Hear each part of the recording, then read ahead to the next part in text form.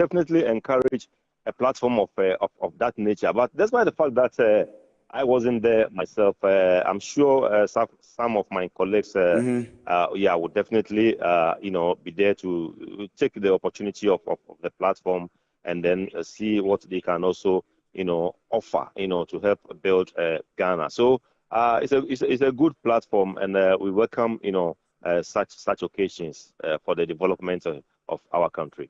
So in the panel discussions and even ahead of the program itself, you, the businessmen, have complained about being able to grow Ghanaian businesses, being able to add value to the raw materials that are produced, being able to provide the marketing, access to marketing for these farmers and so on and so forth. What do you think from the business point of view is the challenge of these farmers? Why are we not growing? Yesterday, a presentation was made where we heard that a farmer in South Africa, one single farmer and his team are able to provide 50% of the tomato requirement to feed the entire South African nation for the country. So one single farmer, maybe through his company or whatever, is able to produce that much, 50%, which means they eventually do not import.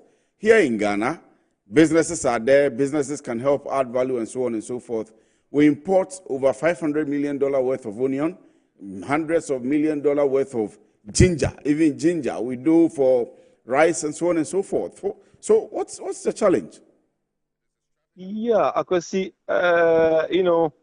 agro processing is the way, to go, and the value addition is also the way to go. But one problem that our farmers here, have been experiencing is, the support. I think the support from the government is not enough. And today's farming is not like before.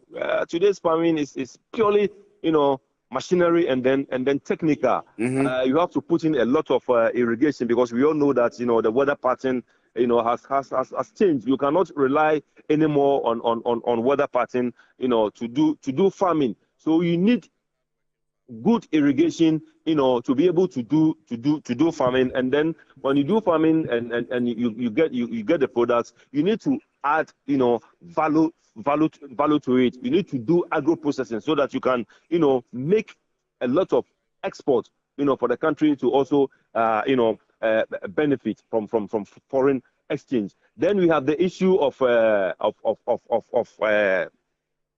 assistance of fund. We cannot get enough funds to put into agri, because they say it's a risk area. So even though we have a bank which was set up purposely for agri purposes, but let's ask ourselves, how much does this bank even offer to our farmers? Because they think there is a lot of risk over there. Yes. And then our factories that even do production.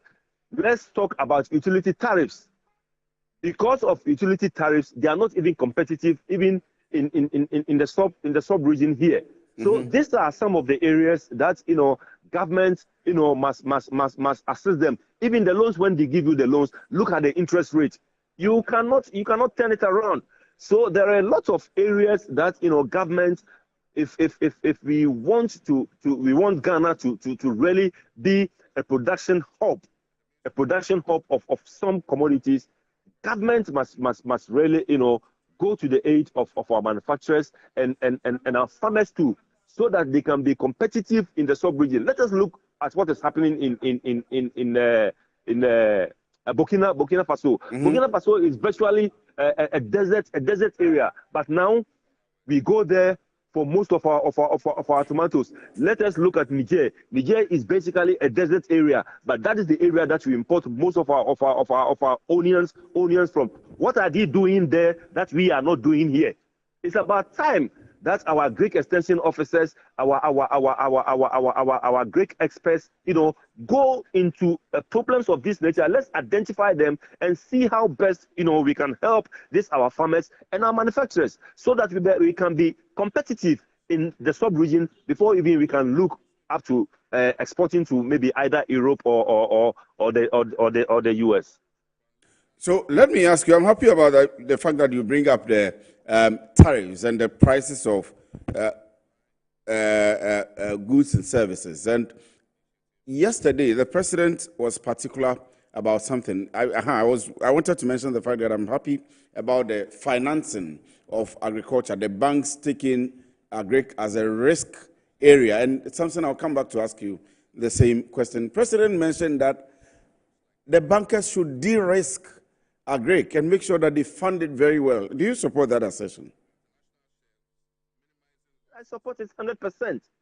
I support it 100%. If Ghana want to be self-productive of basic commodities like rice, like tomatoes, like onions, like shea butter, we definitely have to support our farmers. With that support, there is nothing that they can do.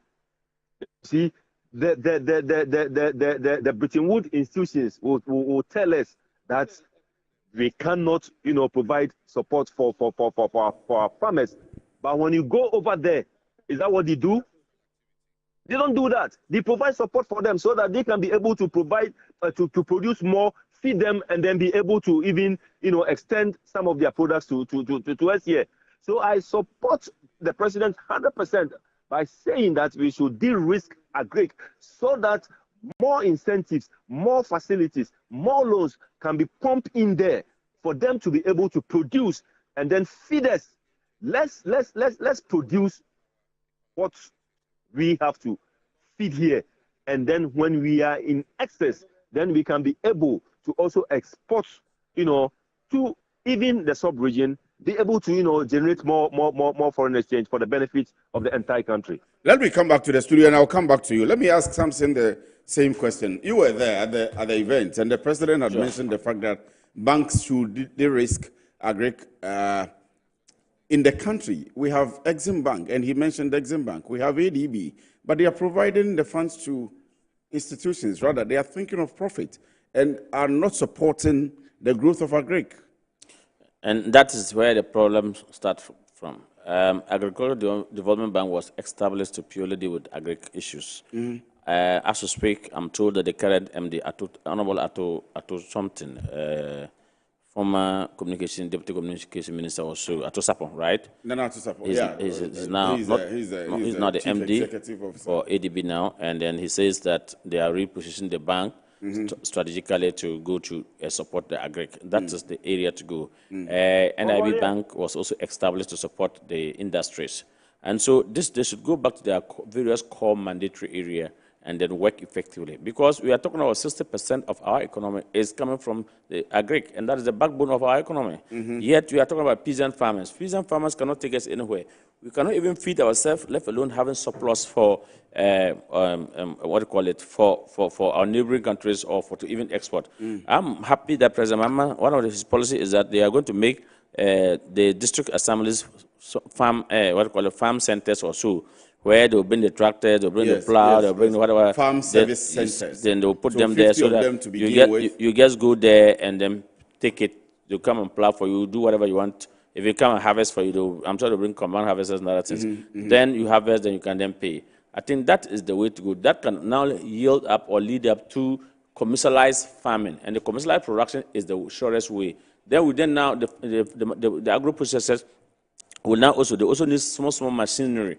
Okay, maybe we have to go to China and do a deliberate policy to bring those machinery, maybe encourage those who import machinery that will go into add value addition to our product, because we don't have the machinery here by ourselves and the technology. So I strongly believe that if we are able to do this deliberately as a government policy and giving it the political will, as President Mahama intend to do, this will go a long way to really give us the numbers that we needed. Then we have this excess, and then we can export the excess. That is the way to go.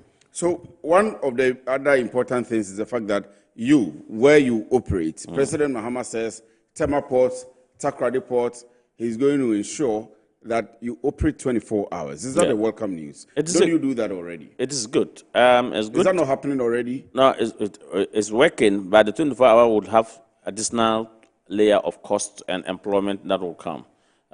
Yes, the port is 24 hours, I must say, but the point is, at the point you go and then shipping lines are not there to work. And so if shipping lines are not there to work, then you cannot proceed. You may go and the bankers have closed. So if the bankers are not there to work, and the bankers need security, so what it means that government will have to employ more security people. They have to go into collaboration with the immigration officers, with the police officers, with the fire service officers, and then, of course, maybe private security, so that in the night, they pour many of these people out there to protect those who are operating the 24-hour economy. Then, of course, to also make sure that shipping lines will work, and then banks will work. They don't work in the night? No. The shipping lines? No. If they close, they go to work and close. So, but how does it operate? When do they close? So it's going to be political direction. So if the government issue that white paper, everybody will control to it. I remember when we started, there's an MPS work in the night, and custom officers are always available. But custom officers are not always available in the other time. Not that they are not there, they may have the preventive, but those who are supposed to do the real work, the examination are not there. So they must also come. So after the port, the infrastructure is already there. All what we need is political will, and President Mama intends to do that. So political will, July will. You, yourself, other people had complained that obviously the instigation of a policy like that, or of the factors that would effectualize a policy like that, should be in place. For example, the number of ships that dock at the Tema port have reduced magnificently or largely. The number of containers that are coming in have reduced. They are using our neighboring countries. So says by who? I have not said that container turnout throughout have reduced in the port. It hasn't reduced. Are you saying it hasn't reduced? In fact, we have rather had a numbers of containers coming to the port. More. What used to happen in the prior to the 2024 election, because of so much taxes and other things that many of the importers were diverting their cargo to Ivory Coast and to Lomé. We said that. That one I said it. Yes, exactly. Yeah. So, but that doesn't. Are you saying the but if you go to the port and look at, you can go and look at year on. Yes. You definitely see the figures. I will not sit there and tell you that there have been a drop. There have been a more increase of. There has been an increase. Yeah, and then even the port is amazed. MPS is amazed. GPHA is amazed. I'm telling you. Since when? Oh. It's not about since when. You are a media person. You can send your cameras. You can go. No, we'll go there. You can go and ask for it. You can go and ask. The reports we had. Go for the data. The number of containers coming in were dropping. If you go to the port, you see. Look, you drive like from here to Aliza to Pakosinum area. All is full of caterpillars, excavators. That is his residence. Everywhere is excavator. I'm telling you, port is fully loaded. I will probably be asking that we need to build another port. So then it makes sense that the 24-hour economy is very key. It's going to work. It's going to work. So that the port will ease up. And because of the rate to have fallen, because the rate that we were using, at the point where customers were using like 15 series, 14.5 series for duty, it has fallen all the way to 10.2. But you are not reducing your prices. No, prices are reduced. They are not. They are not. I have a friend who has imported a car. I can tell you confidently that price. Someone was telling me that he went to clear Toyota Vit. It used to be when we were using 14 point something for duty. It used to be like you have to pay like 90,000 or more to clear, or even 100,000 to clear the Toyota Vit. Today he went. He said he went. It was about 22,000 or so. It's because the rate 32,000. 22,000. Yeah, so the rate. No, we need the time. We need the figures. So the rate has really come down. You can go to custom. You can get the data. They should publish it. Ghana Ports and Harbors should also publish it. You can contact Cyprus Authority. They can get the data. Because as of about 2-3 weeks ago, a friend of mine imported a car. How much the same car that was imported. I think it's this car that we call the heavy duty cars or the luxury cars. Luxury cars. He had paid. How old was the car? The car is 2018. 2018, less than 5 years? Less than 5 years, yes. So the duty company should be like, is it 70% of the first purchasing value also? If I can, later I'll give you that, how the custom does their calculations for duty. I'll give it to you. Then you know if it's new, they'll assess you based on I think 85% or so of the first package and the value, the SUV.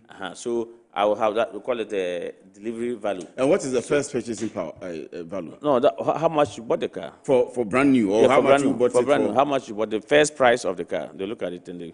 But then, if you're buying it as a used car, how do you pay for? Then if the 85, then they do 5% import duty. That's what they calculate. 5%. But if you are paying for a used car, if you have imported a used car, how do you pay for that's a percentage of the first? I will have to give you how the procedure of calculating the vehicle calculations is done. Let me go back to Clement. I'll come to you. Clement, this will be welcome news for you. The 24-hour economy. President says the Tama Port, Takoradi Port, I think by the end of a month or two, should be fully operational as a 24-hour port. Yes, it's a good news. It's a welcome news to the business community because it is going to increase time on the port operation, thereby extending time on clearing of goods. And when that is done, it will definitely save time and then cost, because the more your goods takes time in clearing after the demurrage free period, it starts attracting demurrage, and then you also have to pay rent for it. So when the 24-hour comes into full operation, I think all these things are going to be reduced, and so eventually cost of clearance will also be reduced for the benefit of the business community. It will also enhance productivity and also increase job creation, because like my friend said, even though the port is currently somehow doing 24-hour operation, but the banks after 5 o'clock, 6 o'clock, the banks are not working. The shipping companies, they are all not working. But when the 24-hour comes on board, all these people are going to work. So it is definitely going to reduce a time of clearing, and then it's also eventually reduce costs for the benefit of the business community. So we welcome it, and we are all waiting for full implementation of the policy. But for you at Guta, how are you preparing to implement this? I mean, the political will, Mr. Samson Asaki has said that if there is a political will and they enforce it, some of these policies will be properly implemented. But it's also done with the private sector, in partnership with the private sector, because you are the business owners. If the security lights and everything is provided for you, and you still choose to close your business at 5 p.m., 10 p.m., you will still close it. So what's the level of preparation for you to meet government halfway in the implementation of this policy? Yes, we are fully, prepared to cooperate with government for a full implementation of this policy. But maybe there are one or two areas that government, must also, take into consideration, and that's has to do with security and then electricity, because I would say maybe after clearing your goods from the port, you exit from the port, and if, let's say, maybe you are bringing your goods to Abosokai or maybe Accra Central. If you pass through either the motorway or the Nungwa areas there, other places is dark, and so the electricity situation along those corridors must be improved, as well as security, because on the motorway there has been a number of occasions that people have been attacked there as a result of the darkness that we see there. So if those corridors are improved by way of electricity, when the cargoes come into the market, it is the responsibility of us operating in the market to also make sure that those places are well put with lights, so that in case of maybe when the cargo comes and we want to discharge it into our shops, we can also be able to do that. And even on that aspect, we even need security also to be with us in case we bring the goods at night to our place, and we have to discharge it by all means. Or even sometimes you bring the cargo there and we leave the cargo there. We leave the cargo there until maybe the following morning that we have to maybe discharge the cargo from the containers. All these aspects we need security. So we are fully positioning ourselves to cooperate with government for full implementation of this 24-hour policy, because at the end of it all, it is we the business people that will benefit if it comes into full operation. All right, let me ask you this one before I come back to Samson. He had wanted to talk about the city appreciation, and I said I'll come back to it. But for you, how are you taking it? The city now is stable. We just showed the figures, 10.22. 244, that's for buying, and then 10.25 is for selling. And it's been there at that stable price. First of all, it has appreciated, and so you have an ease, some fiscal ease to do your business. And this is helping you, I guess. This is what? Helping you, the businessman, I guess. Oh, definitely. It's a welcome news. It's a welcome news to the business community and to the entire Ghanaian citizen, because everybody in this country is a consumer.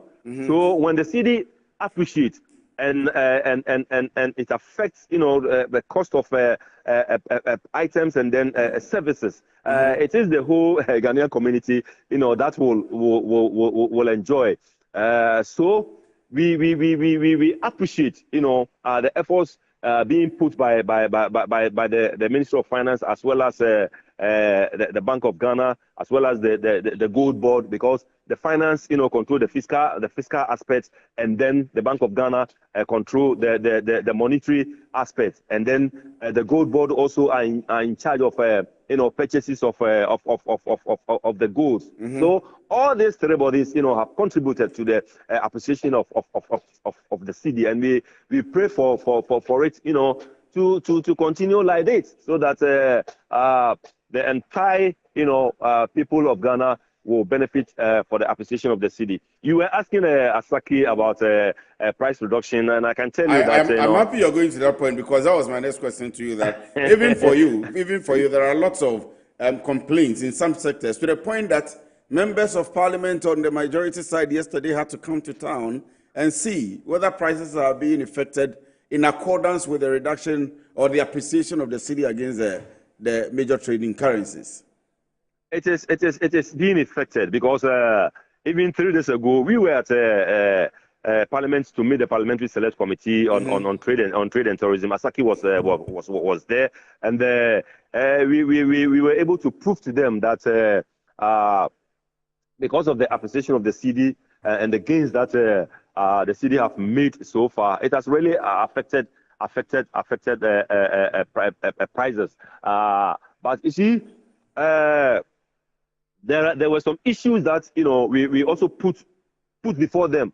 That if they are able to address those issues, it will go down further to reduce prices. And some of the issues had to do with shipping lines, with interest rates, with now that policy rates are going down, the bank seems not to be adjusting their interest rate. The issue of the VAT structure that we have, which is not good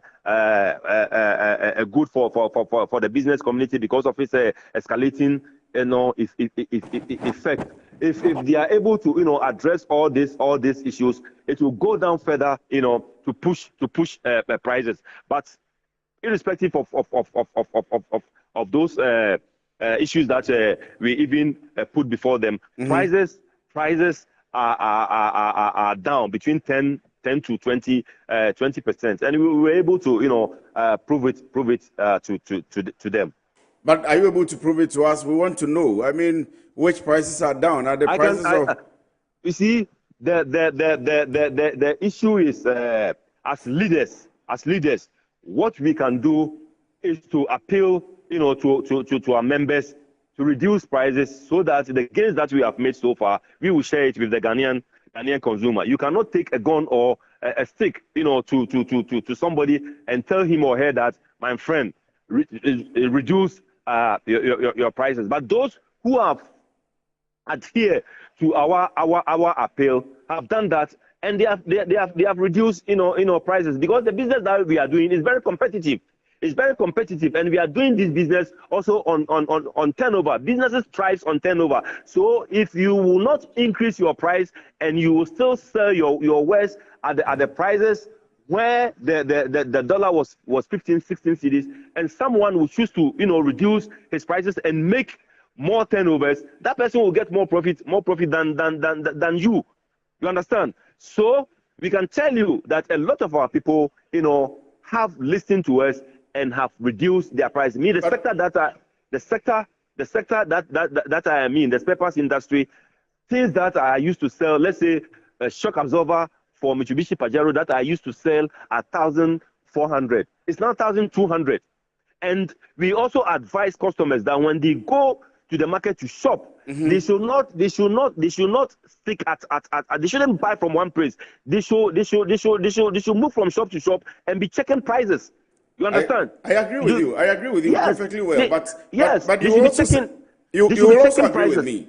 You will agree with me that all the things that you have said, it's still a free market. We are operating a free market, and so they still can price it the way they want, based on the cost of importation, their transportation to wherever they went to import the items, like the shock absorbers that you talk about. So somebody at Abosi Ukai will sell it this way. Another person will sell it somewhere at Kukumpe at another price. There are people who even go to Nigeria to buy these spare parts at very cheap prices, and the profits they are making, people are concentrated on their profits. Is there a way that, you as Guta, maybe in partnership with the Ministry of Transport, in partnership with the Ministry of Trade, in partnership with the Ministry of Finance, I'm not saying we should have a strict price control, but to be able to regulate prices, especially at a time when fuel prices are coming down, when city is appreciating against the forex is technically stable now. Yes, but like you rightly said, we are in a free market. We are in a liberalized market. There's no way that prices can be controlled, because even the goods that we source, like you rightly said, some sources from Nigeria, some sources from Japan, some sources from Dubai, some sources from Europe. So there may be price differentials, because somebody bringing his or her goods from maybe US, prices may be different from somebody bringing his or her goods from maybe Europe. And that is the more reason why I am saying that when you get to the market, do move from one shop to another. Don't restrict yourself, in buying from one shop. Check prices from about 2, 3, 4 shops, and then you can then decide to buy from either shop A or shop B. Because, my brother, there are people who definitely will make up their mind that they will not reduce their prices. And that one, there's nothing that, we can do.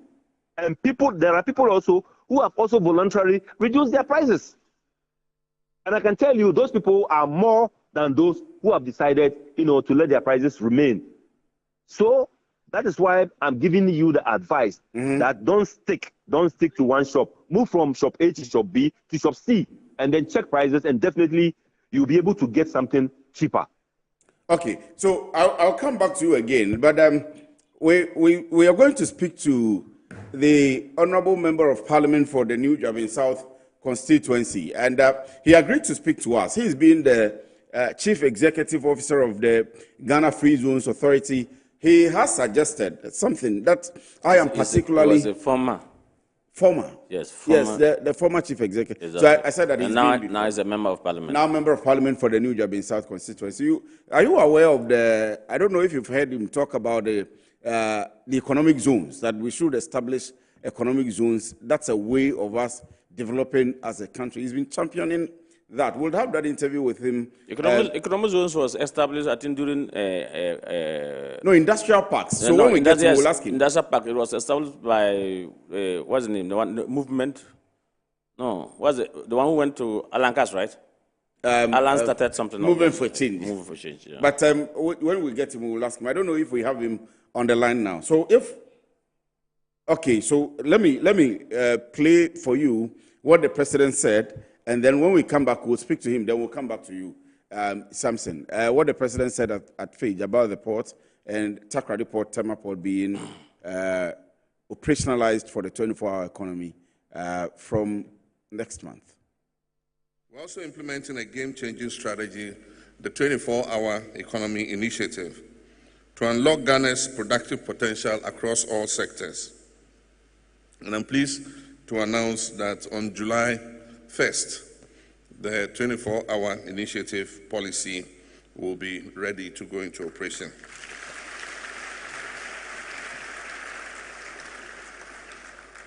This policy will provide the framework for continuous production, processing, and logistics in horticulture.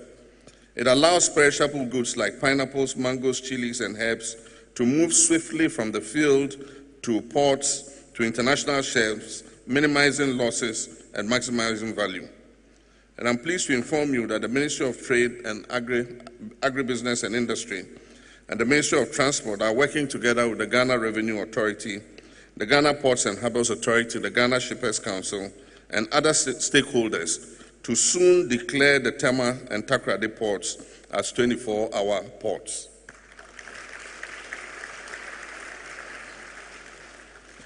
It will not only be about working longer hours, it will be about building the infrastructure, the energy, the security, the transport, and the digital platforms that enable round-the-clock agro-industrial activity.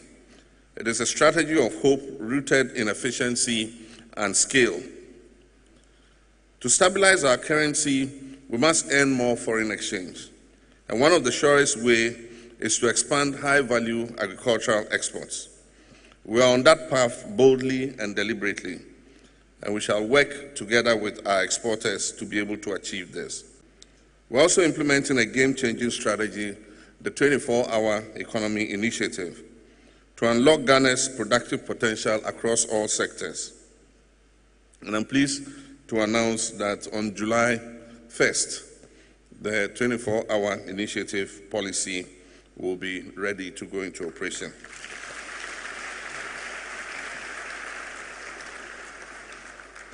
This policy will provide the framework for continuous. As President, I firmly.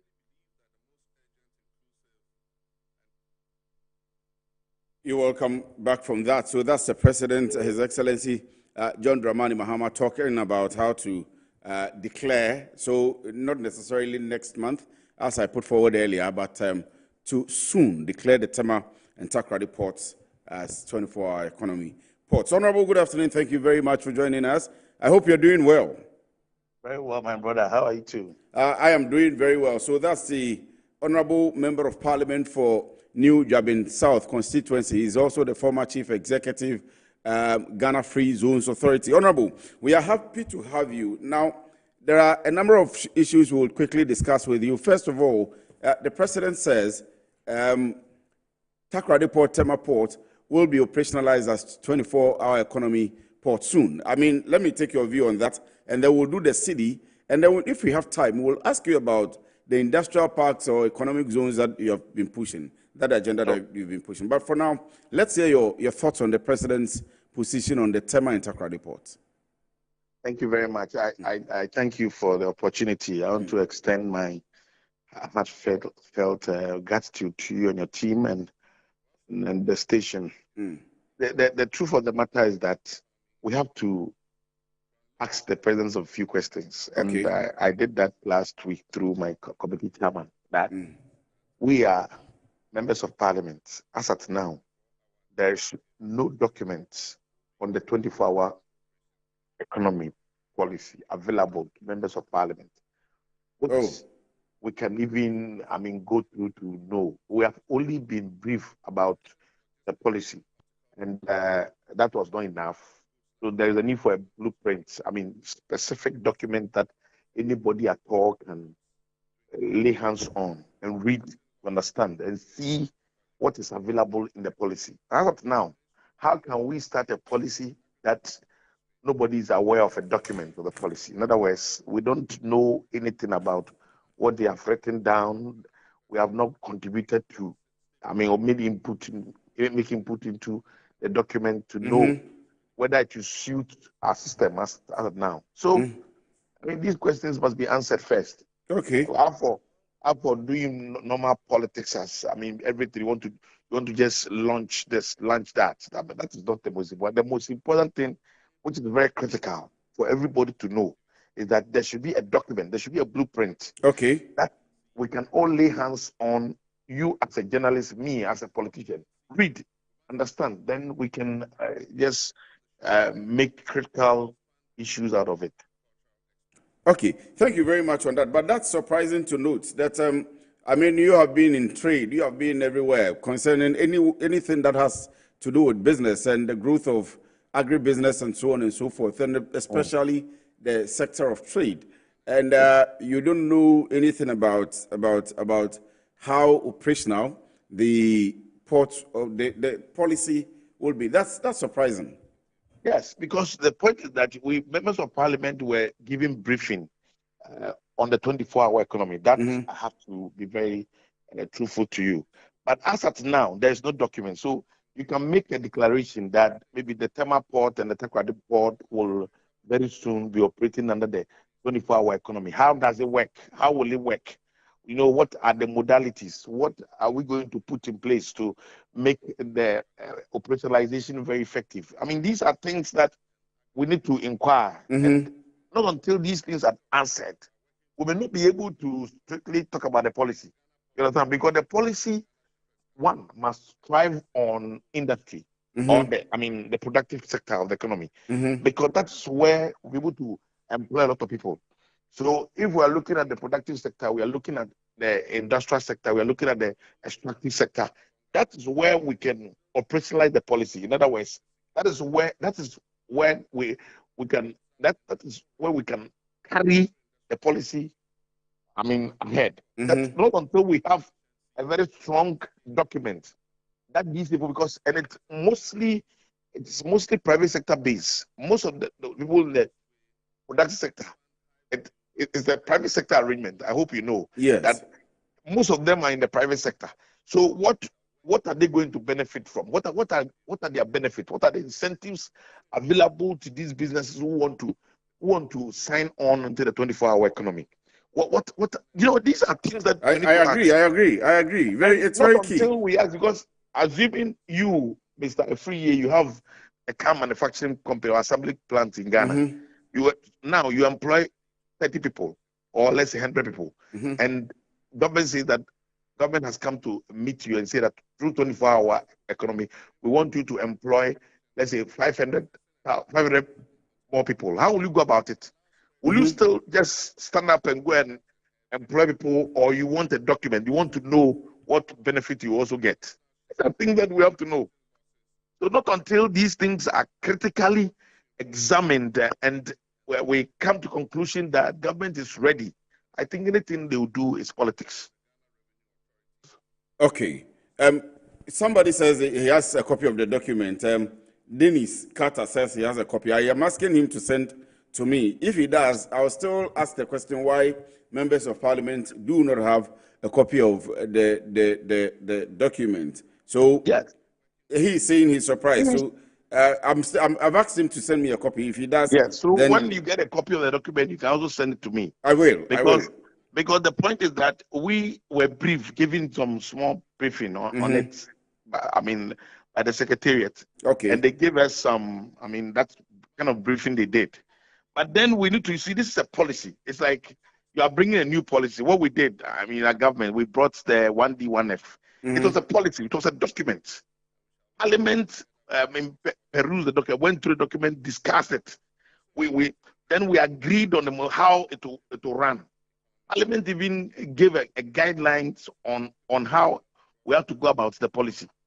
So in this case, we don't have anything like that. We don't have, as a ranking member of the Trade Committee in Parliament, I don't have any document. Nobody has given me any document on the 24-hour economy. And so I am just telling you what I know. So let me ask Samson in here. Samson is the executive secretary for the exporters and importers, and they will play a major role, especially if you talk about what is going to happen at the port. If the port begins a 24-hour operation of the policy. So do you have a copy, Samson? Have you seen it? He's my very good friend. Of course, you have worked with him. In Parliament. We met in Parliament a few days ago on trade committee. I intend to disagree with him a lot of the issues he has raised. One, he has been in government before. He has been the CEO of a state institution. Do you have a copy of the document? No, can I finish making my point? Okay. He has been a Deputy Minister of Trade and Industry. I'm happy. He said that the secretariat, the 24-hour secretariat, met with them and gave them a debriefing, isn't it? Yes. And so it has the policy we'll have to put into the form of a document, launch, then we can all have it. As we speak, they are saying that the president said, just when he addresses at the International Conference Center, he said it will be launched on the 1st. Until it's launched on the 1st of July, then he can then say he did not have the document. But you are talking to the ranking. Yes, I'm coming. You are talking to the ranking member of the Trade Committee in Parliament. Yes, I agree. Number two, is he saying? Honorable, I think Honorable is making an interjection. Let me allow him. Honorable, you make your interjection, then I'll come back to you. Honorable, we are listening to you. The point that doesn't hold water at all. I mean, we are talking about members of Parliament. We are supposed to have the draft document to go through. This is a policy of a government. I mean, what are you talking about? We are not just talking about an institution document. So we are not just talking about, let's say, Exporters and Importers Association, your document. We are talking about a policy for the country. It's a policy. It's a document, the policy that the country is going, the government is going to implement. And we are representatives of the people. What are you talking about? We are supposed to know first. We are supposed to have the draft document to know what is in the document. But not until we know what is in the document, what are you trying to talk about? You are bringing a policy and you don't want us to know about it. So the question for me here is that, Samson, do you have a copy of the... No, he doesn't have. Because you are a major stakeholder. I was making a statement coming. I jotted certain point that to raise. So, Honorable, kindly allow Samson. Let's allow Samson to land. Then let's see the import of his submission. Okay, so he said the policy will have to be a policy, must drive the productive sector. That's true. And that's the reason why the government, when they engage them, government also engaged private sector at the Jubilee House. And the Minister of Trade was there. All the captains, everybody, AGI, everybody were there for government to also brief, because at the end of the day, it is the private sector that is going to embrace the document. I think after this thing is launched, definitely they will have to have, maybe they will need a law to regulate it. So maybe at that point in time, an LI will definitely come to Parliament. And of course, I'm sure 1st July, members of Parliament will definitely be part of the launch of this document. And that's why, because it has not been given birth. So the one who even said he has the document, maybe perhaps he's part of the team. Maybe he's a part of the team drafting. I'm communicating with him. I remember when there was this briefing, they said they have to go back and do. There was some input that the 24-hour economic office will have to go back and put. So let me ask you this question: that all of us, including you, have complained about extensive engagement, extensive consultation in policy. We are in national television. I just told you that there was engagement. No, I'm coming. On this 24-hour economy. And then I'm happy he also said that they were also engaged at the secretariat. He said they were briefed. Yes, they were briefed. And now it has to come with the document. The document is what they have to launch. So let me land on the question. Let me land on the question that we have complained about excessive engagement, excessive consultation. We are here talking about, we've been talking about the 1 cedi per litre levy that government has introduced. It has delayed in its implementation to the 16th of June because opposition came from OMCs, opposition came from transport operators, opposition came from some identifiable groups who are major stakeholders and were supposed to have been consulted. When they opposed, the finance ministry has now engaged them. Yesterday, I spoke to the PRO of the Ghana Revenue Authority, and he said that, yes, engagements are going on, and they are now appreciating the perspective of the finance ministry. So it's going to happen. I am saying that, don't you find it amazing that the whole ranking member of Trade Committee in Parliament, first of all, a member of Parliament, secondly, a former Deputy Minister of Trade, thirdly, a certain member of the Trade Committee which will oversee the activities of trade and so on and so forth, who needs to have an engagement and understand the policy and be able to at least make contributions, doesn't have the document. You don't find it amazing? You remember I said my very good friend, Honorable Befi, has been in government. Yes. He was a deputy minister before. Some of these things has to go through cabinet before it can come to even parliament. This government has even been opened up to say, to ask him, one district, one factory, when they were drafting it, did they consult, did they brought it to trade committee before? It went to parliament, it went to cabinet. Cabinet must approve it before it then comes. Okay, Honorable, let me listen to you. So before I even continue, I want you to tell my good friend, Awingobet, that we are talking serious business on this show, and you have to be very, very serious with the Ghanaian people. We are not talking about institutions. We are talking about members of parliament. Of course, that's what I said. One district, one factory was a government policy. One district, was it not a government policy? No, it was a government policy. So it has to go through cabinet before it comes to parliament, isn't it? And you have just admitted on air that through you went to you about the 1D1F issue. No, I don't think he's responding to that. He's talking about that. Okay. So let's allow him to make a submission. So it means it means that when you talk, nobody should talk. No, but you have the platform. Please go ahead. No, I want to ask him a question. No, my brother, you can talk. Because you were talking and I kept quiet. What you said. I did not even finish. I did not finish making my point, and after you interjected, and you interjected. You have the platform. Then if that's the case, after you have to be fair to me, because I was just responding to it. Then you interjected. You have the platform. Honorable, please go ahead. Okay, so in the first place, the government is supposed to engage us as members of the trade committee, for us to, even parliament, for us to be, we were only briefed. We have to be engaged, properly engaged. What are we talking about? Two, the policy is going to benefit Ghanaians. It is going to benefit, who are the beneficiaries of the policy? Ghanaians. Members of parliament are representative of Ghanaians. We are supposed to be the first to know. We are not calling for, we are calling for a draft document. On the launching day, you will be there. To be able to make input, read, understand, make input before it is finalized at the top level. I'm talking about cabinet. Okay. And note that, you see, I am telling you for a fact that when 1D1F, when we're coming with one, we had intensive and thorough engagements. 1, 2.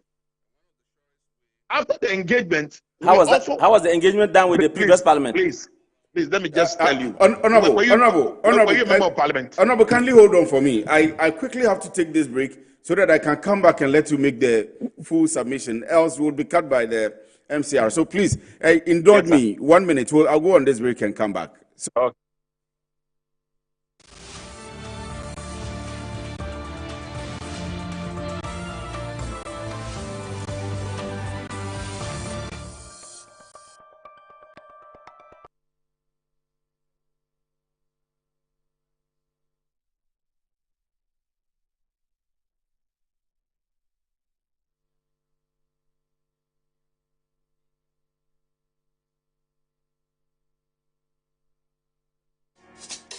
Whether you're a wholesaler, retailer, or consumer, MNC Logistics and Trading is your trusted partner in minerals and food commodities trading. Experience the difference with MNC Logistics and Trading for your commodities trading. We operate a well-equipped laboratory that smelts and assays gold to ensure transparent, credible, and reliable minerals transactions. Our general food commodity market deals with imports and exports of food products such as rice, sugar, and grains. We pride ourselves on delivering products that meet the highest standards of quality and taste. With our expertise in international trading and logistics, we bridge customers far and wide. Locate us at number 4 Neosai Interfo Avenue, East Legon, Accra. Call us on 030-299-8246 or visit our website www.mnclogisticsandtrading.com. MNC Logistics and Trading, hub of confidence. I'm a brand manager. Of course, I accept only quality and affordable printed souvenirs for my promotional campaigns. I'm the head of academic affairs of a very important institution in Ghana. Of course, we only deal with quality, reliable printing companies for our institution's printing materials. I'm talking about appointed time printing. Appointed Time Printings. We take pride in our extensive print scope that transform your ideas into captivating visual masterpieces. We delve into the core objectives and vision of each print project. Precision printing is at the heart of our printing process as we meet your tight deadlines. Our rigorous inspection, color verification, and overall printing excellence are assured. 20 years of printing excellence. It's always a pleasure working with you to create a vibrant, dazzling printing experience that gives you a masterpiece. Appointed Time Printing, your world of quality and affordable printing.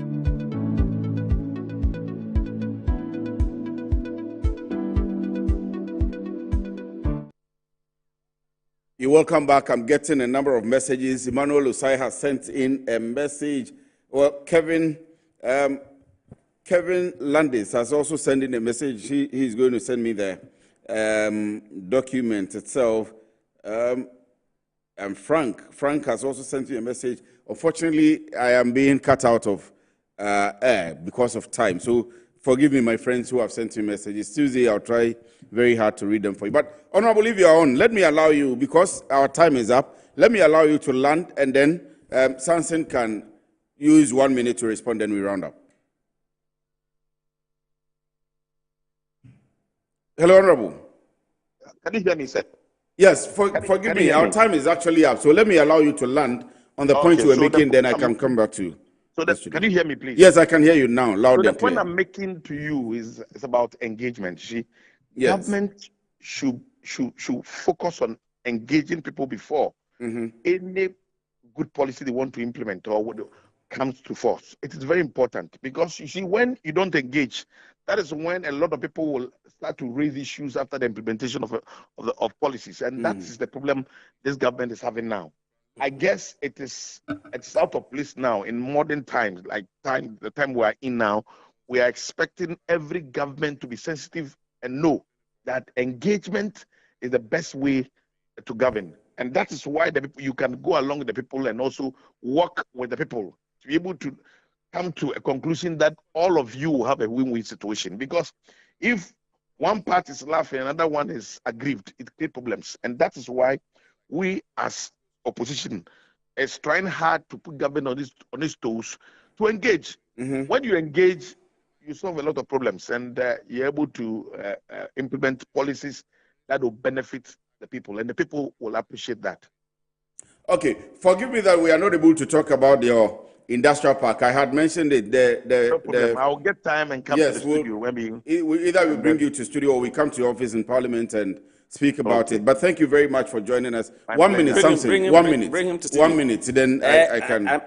Let me say that Honorable said they were just giving some brief presentation or about the document, but they haven't seen the real document itself. This government has done a huge man's job.